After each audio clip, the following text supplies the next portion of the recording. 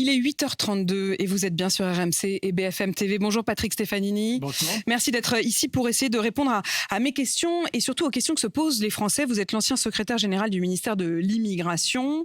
Vous avez d'ailleurs publié chez Robert Laffont ce livre « Immigration, ces réalités qu'on nous cache ». Vous êtes également un politique puisque vous avez longtemps travaillé pour Jacques Chirac, puis François Fillon, puis Valérie Pécresse. Mais ce matin, je voudrais d'abord utiliser vos compétences pour essayer de comprendre ce qui bloque. Que faire des radicalisés? Pourquoi les fameuses OQTF, qui s'appellent pourtant obligation de quitter le territoire, ne sont que très rarement appliquées? Et comment est-ce que tout cela peut devenir efficace? D'abord, une question très pratique. Hier, pas plus tard qu'hier, à Sarcelles, dans le Val d'Oise, il y a un individu de 25 ans, Mouammar Esh, qui était sous OQTF, obligation de quitter le territoire, qui a été interpellé. Il mimait une fusillade devant la grande synagogue de Sarcelles. Une OQTF, 25 ans, et pourtant sur le territoire, à Sarcelles, en train de mimer des actes épouvantables devant une synagogue. Pourquoi et comment ça se fait ? Alors, il existe dans le droit français deux grandes mesures d'éloignement à l'encontre des étrangers qui troublent l'ordre public. La première, c'est l'OQTF, qui s'applique aux étrangers en situation irrégulière. Et la seconde, c'est l'expulsion, qui peut s'appliquer aussi bien à un étranger en situation irrégulière qu'à un étranger en possession d'un titre de séjour. Et pour comprendre ce que veut faire Gérald Darmanin dans son projet de loi, il faut bien avoir en tête cette distinction. S'agissant de la première mesure qui s'applique aux étrangers en situation irrégulière, elle comporte une série d'exceptions, 8 ou 9 de mémoire.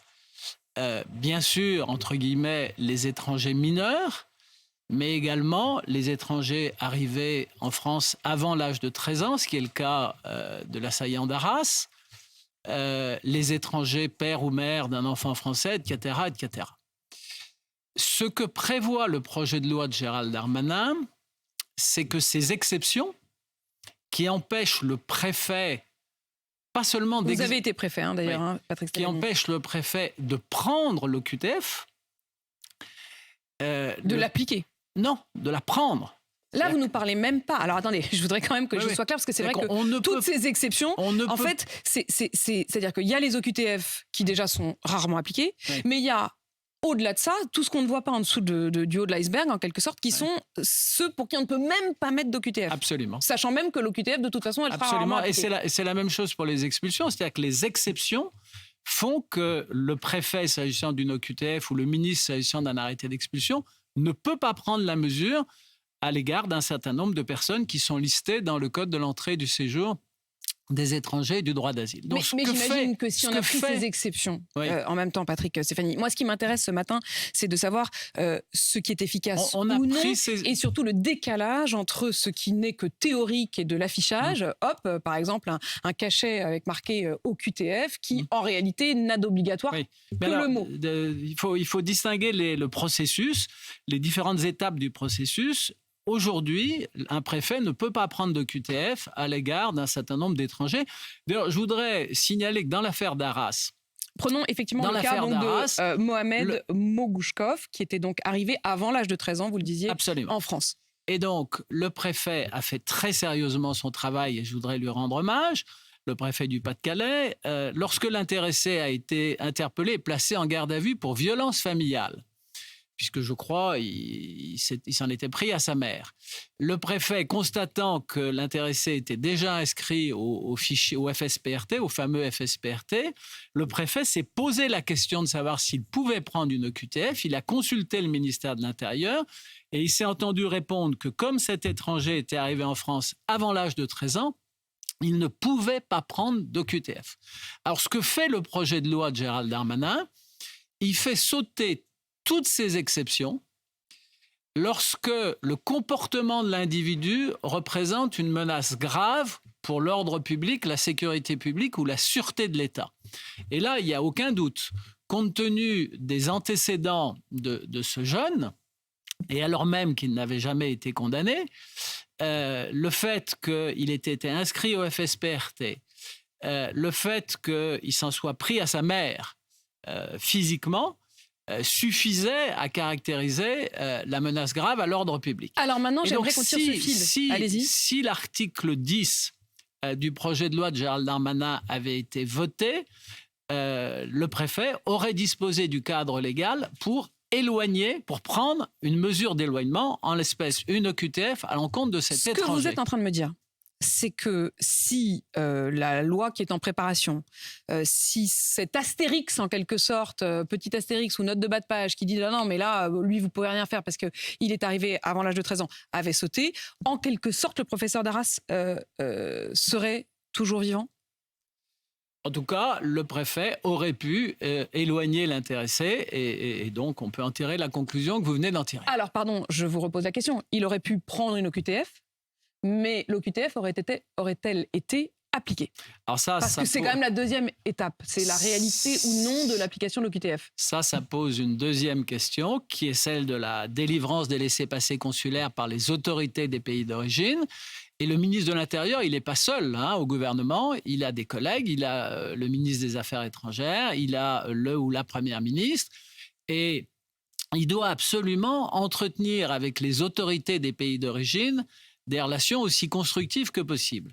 Alors, il faut savoir que la coopération entre les services de police et les services de renseignement de la France d'une part et d'un certain nombre de pays étrangers, elle est bonne, elle est même parfois excellente.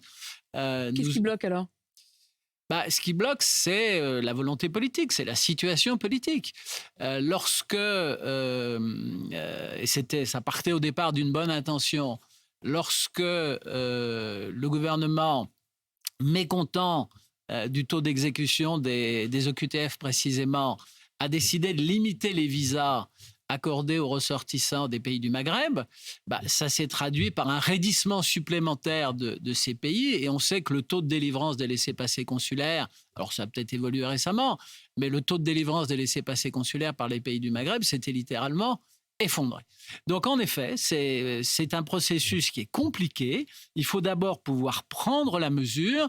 Et le but du projet de loi de Gérald Darmanin, c'est d'élargir le nombre des hypothèses dans lesquelles on peut prendre la mesure d'éloignement. Alors, le projet de loi tel qu'on le connaît, tel qu'il a été discuté par la commission des lois du Sénat, il règle à peu près le problème pour les OQTF, pour les obligations de quitter le territoire. En revanche, sur les expulsions, je reste un peu sur ma faim. L'exercice de toilettage n'a pas été fait complètement, ou plus exactement, je voudrais dire quelque chose qui me paraît très important. S'agissant des expulsions, le projet de loi subordonne la possibilité de lever un certain nombre de protections au fait que les intéressés ont été condamnés à des peines d'un certain quantum, d'un certain niveau. Et là-dessus, je ne suis pas complètement d'accord. Là, il faut bien voir que la responsabilité du ministre de l'Intérieur, c'est de protéger nos concitoyens en prenant des mesures préventives, en arrêtant des décisions qui ont pour but de... Sans avoir à attendre qu'il y ait de passage à l'acte. Bien sûr, parce que sinon... Vous êtes en train de dire qu'il faudra qu'il y ait eu passage à l'acte pour que l'on puisse, en effet, expulser tel qu'est rédigé à la fois la loi actuelle et le projet de loi s'agissant des expulsions, pas des OQTF, s'agissant des expulsions, il y a un certain nombre de protections qu'on ne peut lever que si les intéressés ont été préalablement condamnés pour des crimes ou des délits punis d'un certain quantum. Alors que l'essence de la police administrative, l'essence de la responsabilité du ministre de l'Intérieur, c'est de faire fonctionner tous ces services, les services de renseignement, la DGSI, le renseignement territorial, les services chargés du maintien de l'ordre public, de rassembler des éléments sur la dangerosité d'un individu.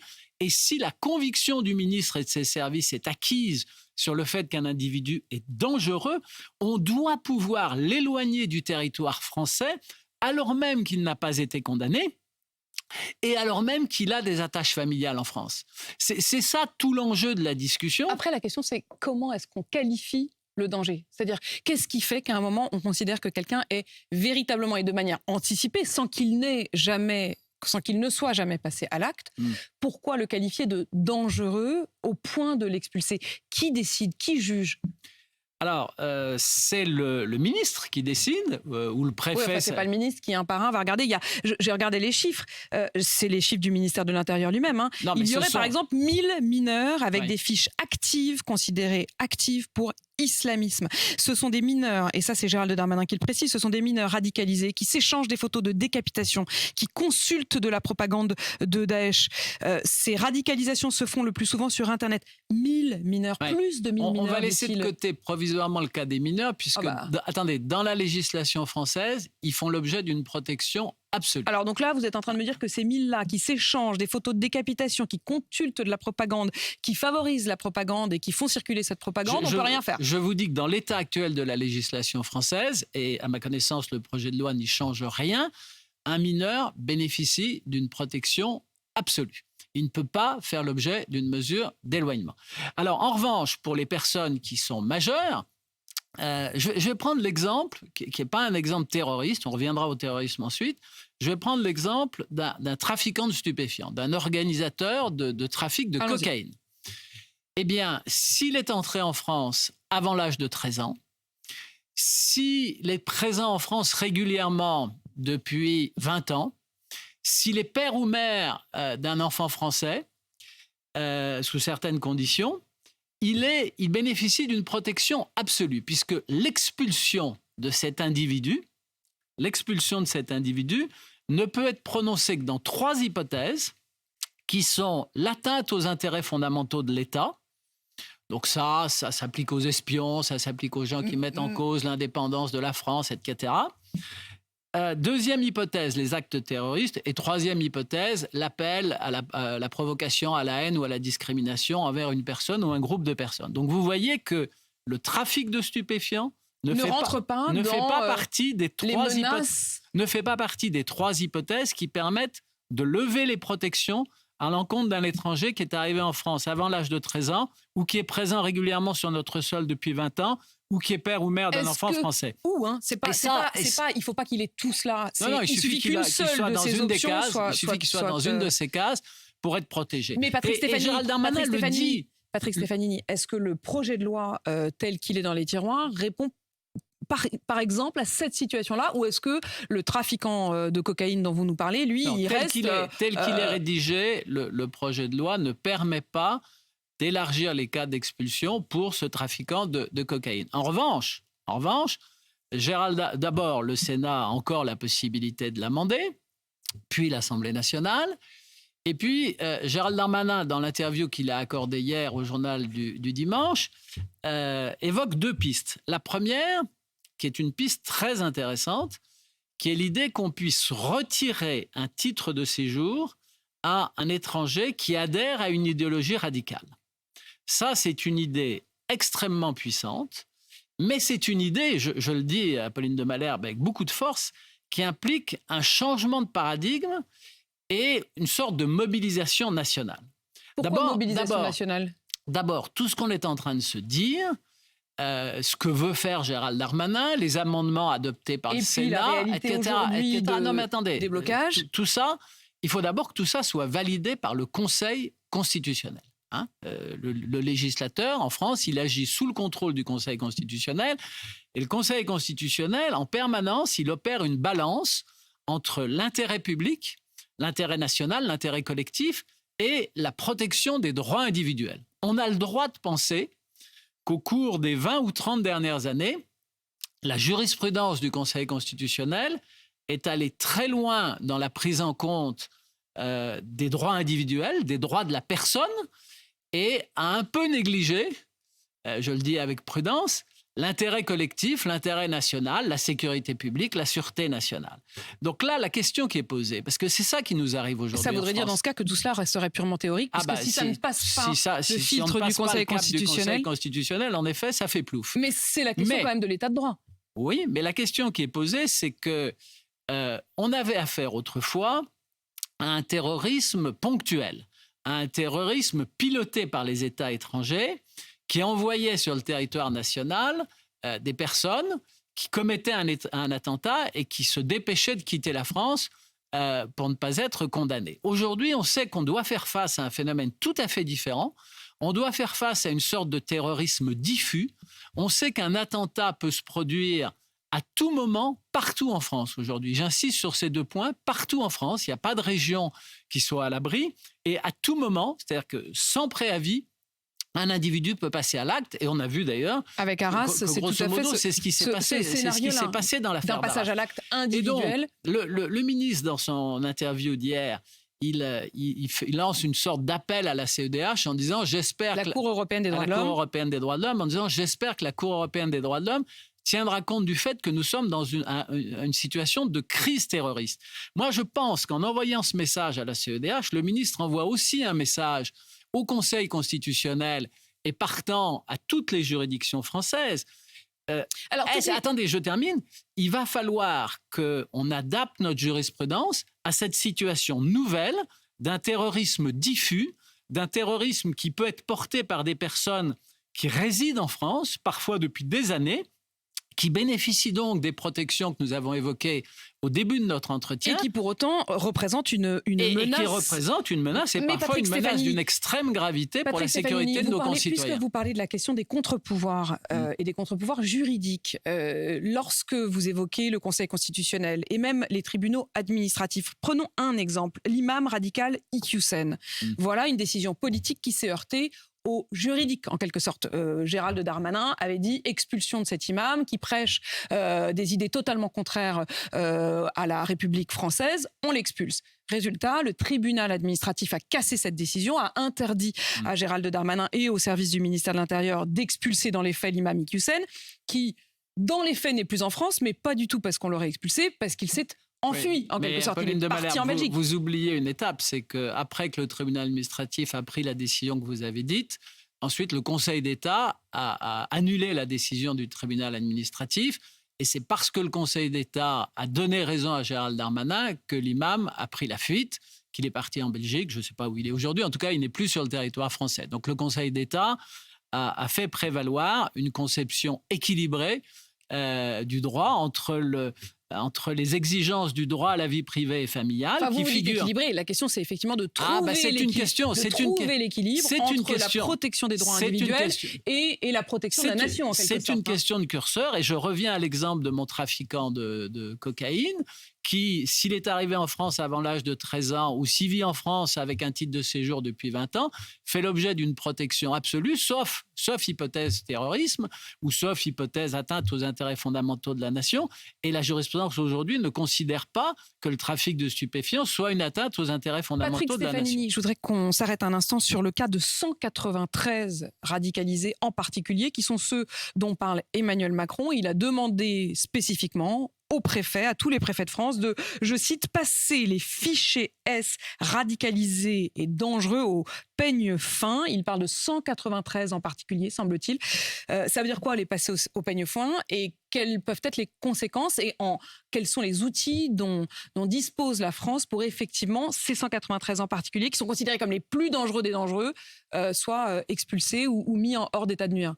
Les passer au peigne fin, ça veut dire étudier de très près leur situation administrative, organiser une bonne coopération entre nos services de renseignement et nos services d'ordre public pour rassembler tous les éléments dont on peut disposer sur le comportement des intéressés. Parce que ce qui est compliqué aujourd'hui, c'est que vous citez des chiffres qui sont très impressionnants. 1 millier de mineurs radicalisés. Plusieurs milliers, probablement, disait M. Micheron, qui est un spécialiste du sujet, plusieurs milliers de djihadistes. Il était ici la semaine dernière, il parlait de djihadistes radicalisés. De plusieurs milliers, de radicalisés dangereux. Il le disait même pour le milieu des années 2010. Donc aujourd'hui, on est plutôt vers le milieu des années 2020. Donc la situation a dû encore s'aggraver. Donc il faut rassembler sur ces personnes, il faut rassembler une série d'éléments diffus, ce qu'on appelle les signaux faibles. C'est le rôle des services de renseignement. Alors, les effectifs des services de renseignement, et notamment les effectifs de la DGSI, ont été augmentés. Depuis 2015, je crois qu'ils ont augmenté de 50%, et le budget de la DGSI a été doublé. Mais ça ne suffit pas, il faut probablement aller beaucoup plus loin. Encore une fois, notre pays est confronté, notre pays et d'autres pays, on a vu l'exemple de la Belgique, l'exemple de la Suède, en fait, etc. Notre pays et d'autres pays européens sont confrontés aujourd'hui à une situation inédite dans laquelle la menace terroriste vient de l'intérieur. Elle est portée par des personnes qui vivent en France depuis des années, dont certains ont un titre de séjour régulier, dont d'autres d'ailleurs peut-être sont français, on n'en a pas parlé, mais en tout cas, s'agissant des étrangers, certains ont un titre de séjour régulier. Et quand le président de la République demande qu'on examine la situation de ces 193 radicalisés, ça veut dire ça. Ça veut dire rassembler tous les éléments qui vont permettre au ministre de l'Intérieur, sur le fondement de l'appréciation d'une menace à l'ordre public, de prendre soit une OQTF s'ils sont en situation irrégulière, soit une mesure d'expulsion s'ils ont un titre de séjour. Merci Patrick Stefanini. Je rappelle que vous êtes l'auteur de Immigration, ces réalités qu'on nous cache. Merci d'avoir essayé de nous aider à mieux comprendre quelles sont les règles et quelles sont ou non leur efficacité. 8h53 sur RMC BFM TV.